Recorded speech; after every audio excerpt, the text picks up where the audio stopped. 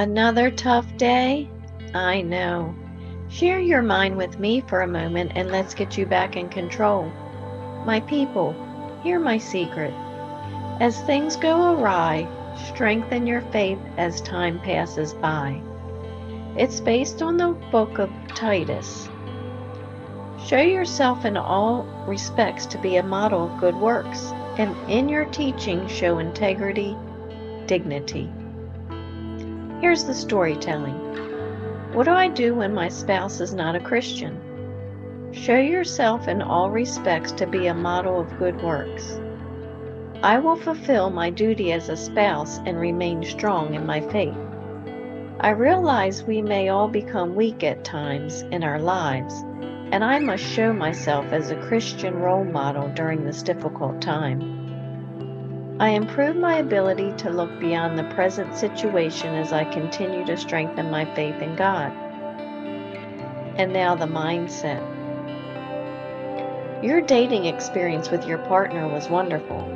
Both of you were true believers in the Almighty, and so the two of you tied the knot. What a wonderful marriage you have. The marriage is going swimmingly, at least until you discover your spouse no longer believes in God. As time has passed, they now tell you they have lost the faith, and you know there will be issues on the horizon as you begin to see your values going in different directions. Turbulence in the marriage is at the threshold. So what do? I suggest it's time to focus on God's teachings to help you adjust to what appears to be an unsurmountable challenge. Let's consider 4 steps to get you started. First, shift your focus. It may seem tempting to dwell on the problems emerging in your marriage, but that's exactly what will cause cracks in the foundation of your union. Instead, shift your focus to our Savior. You need to understand that God is your primary ally in all of this, and following Him will naturally result in good things. This will remind your spouse that your spiritual growth is a necessary part of your life. Second, love your spouse no matter what. While you shift your focus to Jesus, don't forget to show that you'll love your spouse no matter what.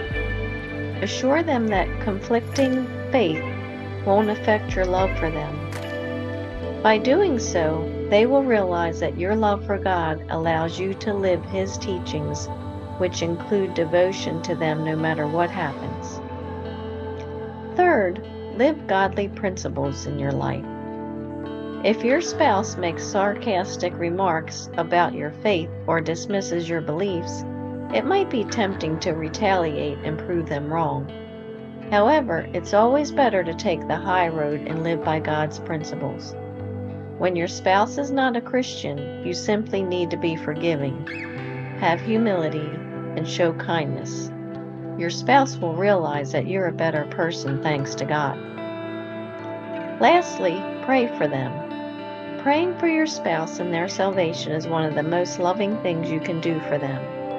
This can be hard to do sometimes, especially when the two of you are having problems, but God can and will work in their lives.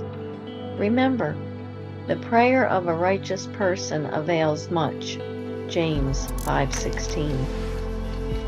Know that you both can make this work. It just takes time and patience. Your role of showing continued trust in your partner as you strengthen your faith may just be the tipping point to help them realize God's handiwork is in play, and they may return to the faith because of God's work through you. Thank you for sharing your mind with me. For your continued success, hear my secret. As things go awry, strengthen your faith as time passes by.